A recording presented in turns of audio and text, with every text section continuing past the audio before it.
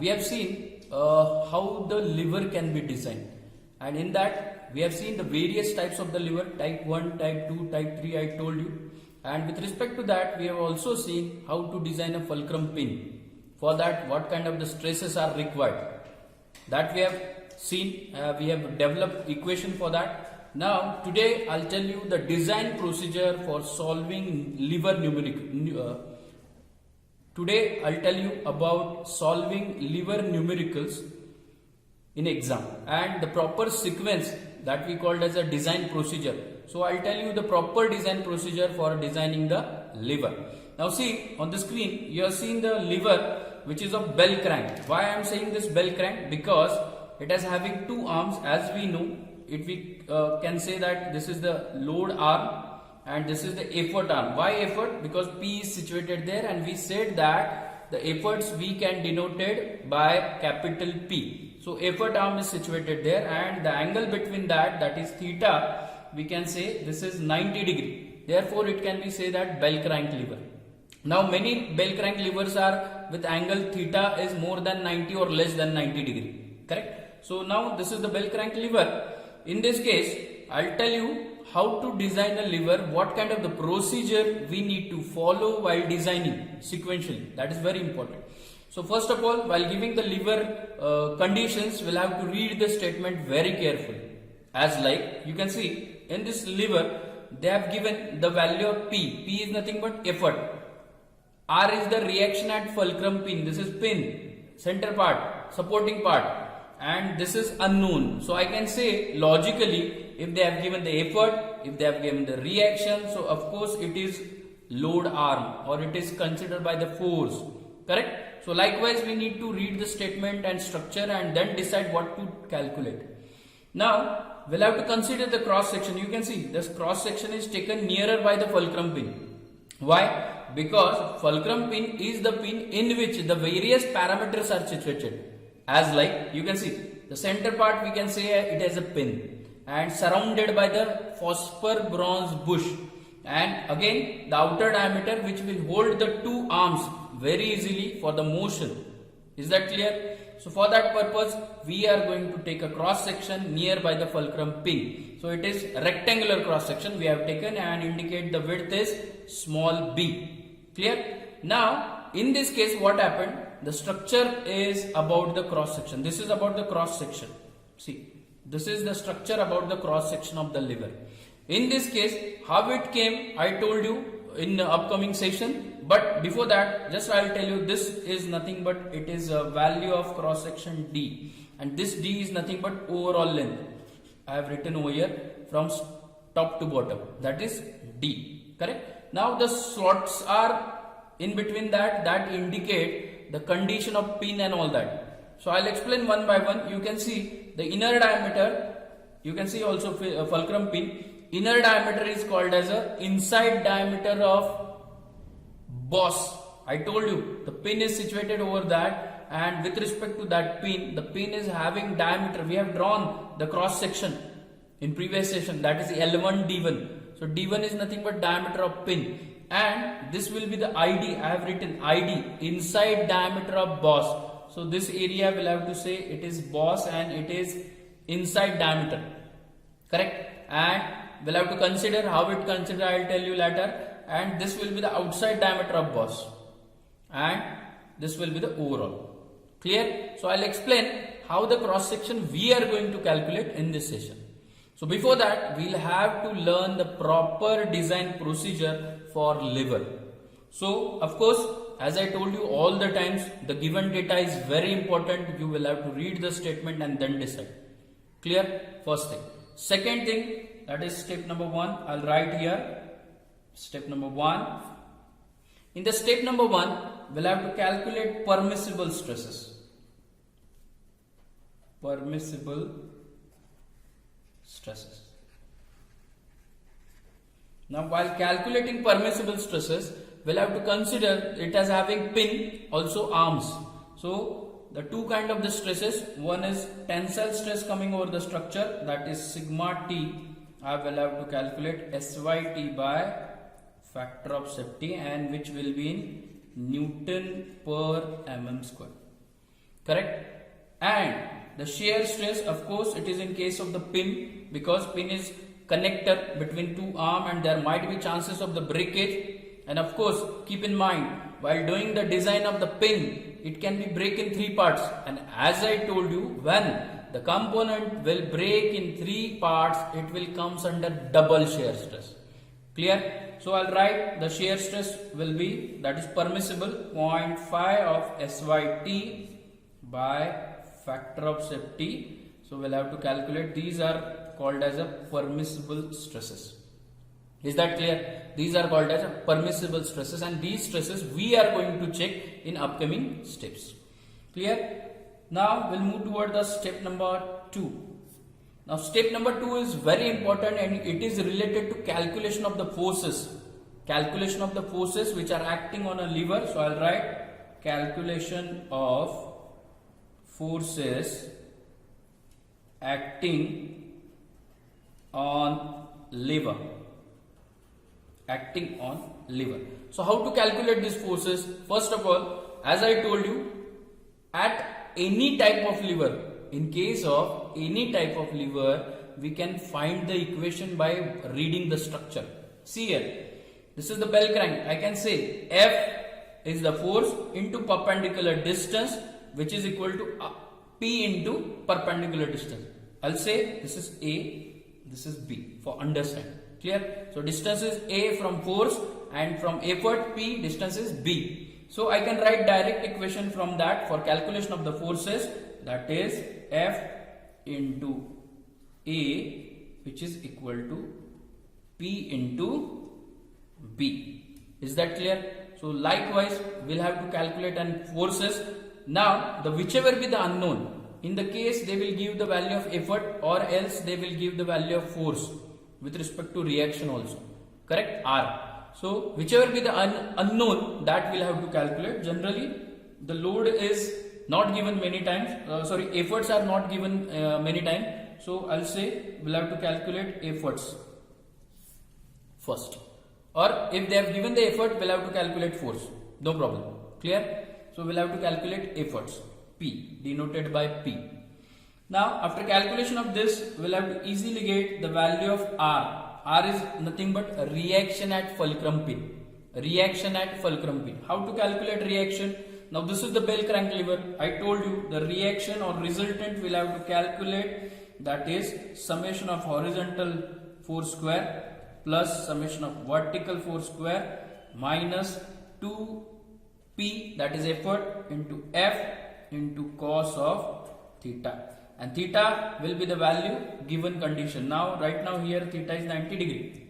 So my equation would be, that is square root of horizontal force P square plus vertical force F square minus 0. Clear? And through which I'll get the resultant force occur on a lever. That will be the force condition. So I got first thing is effort, and second thing is resultant of fulcrum P. Is that clear? So this will be the step number 2. Now we'll move toward the step number 3. It is related with the step number 3. It is related with the pin. Now pin is very important, and we have to calculate the length and diameter of pin. Length and diameter of pin. Now earlier we have seen the pin structure. So pin is like this. It is having permissible stresses occur, correct? And the cross section we have drawn in previous session, that is L1 and D1. Understand? So D1 is nothing but diameter of pin, and L1 is nothing but length of pin. So this is very important. L1 is nothing but length of pin. So how to calculate this dimensions of the pin? We know, of course, pin is having reaction force R or resultant R, which can be acting on a pin for the supporting case. So I told you the equation, R is equal to total force acting on a pin is equal to P into respective L1 and D1.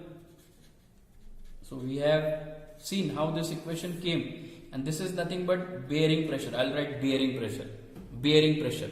So this pressure is called as a bearing pressure.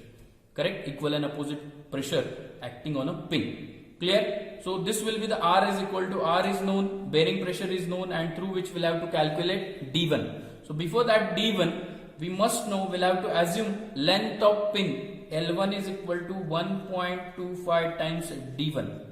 Always remember. Always remember. Or else I will take, I'll write L1 by D1 is equal to 1.25. Correct? This is the ratio which we'll have to take, which we'll have to assume for the designing of the pin. Clear? And through which we'll get L1 also. It is in mm, of course. And D1, diameter of pin also, which is in mm. So this will be the conclusion of this step number 3. This is very important. Is that clear?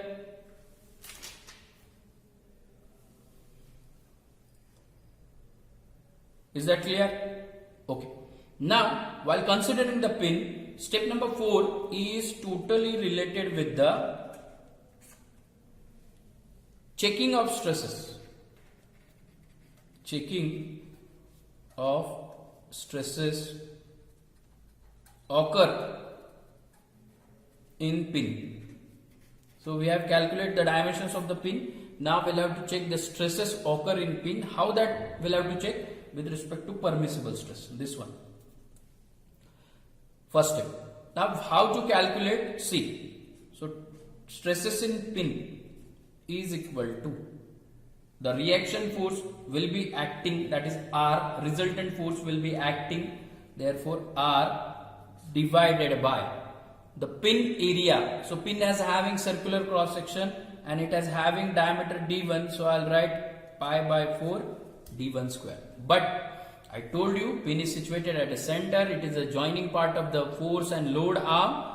So while considering the shear failure in the pin, we'll have to consider the double shear stress, because pin can be break in 3 parts as like topmost, middle one and bottom one. So likewise it can be break, so I will have to multiply here by 2 because of double shear stress. Double shear. Correct? So this is very important while calculating, and we'll have to check. Checking means what? The calculated value of stress should be less than permissible. Should be less than permissible stress. Then design is safe. Understood? Then design is safe means whatever be the dimensions which we have taken L1 D1, that are correct for the particular given load. Correct? So likewise we'll have to calculate the step number 4. Now step number 5. Step number 5 is to calculate dimensions. To calculate dimensions of cross section. Now we have seen this cross section. See this carefully. This will be the cross section which we have taken, and it is having diameter D and width B. It is shown over here.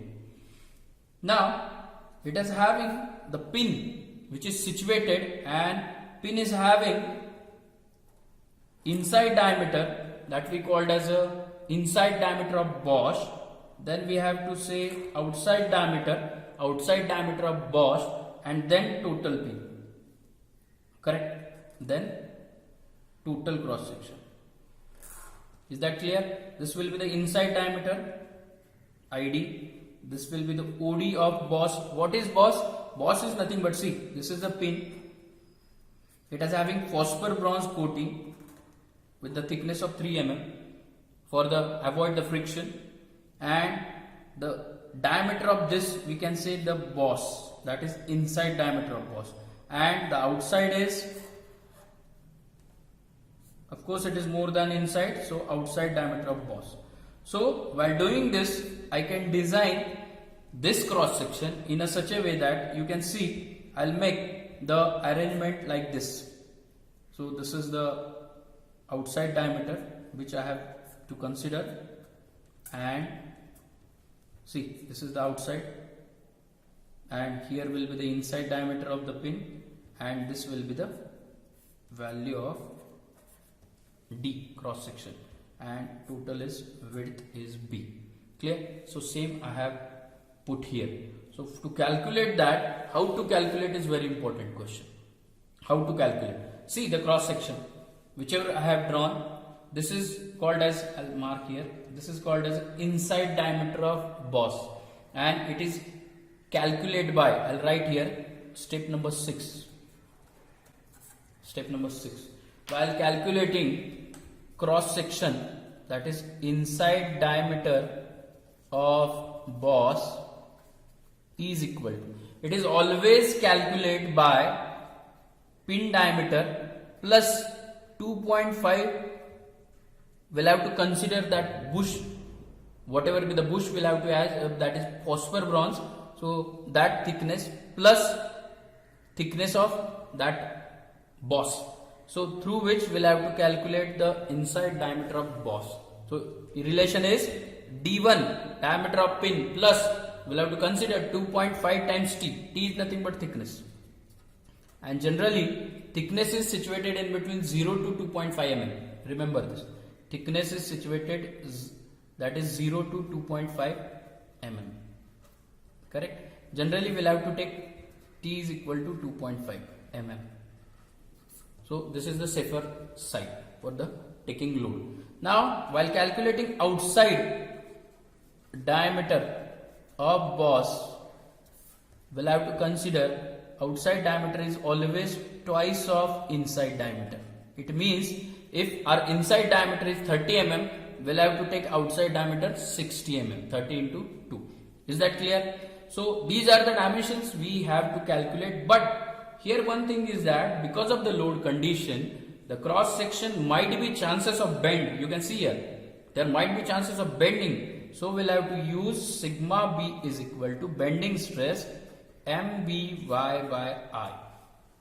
And through which we'll get the dimensions, these dimensions, as like this B question mark, as like this D question mark, it is in mm. So these dimensions is get only when applying the stresses.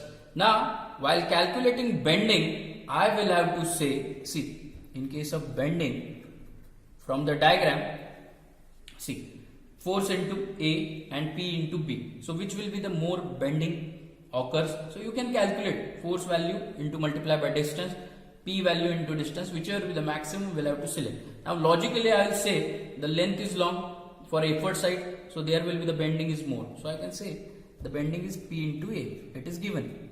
Correct? So we'll have to calculate bending moment in Newton mm. So this is the first part.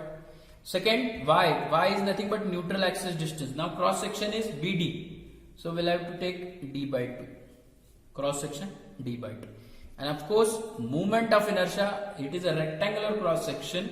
So we'll have to select BD cube by 12. Correct?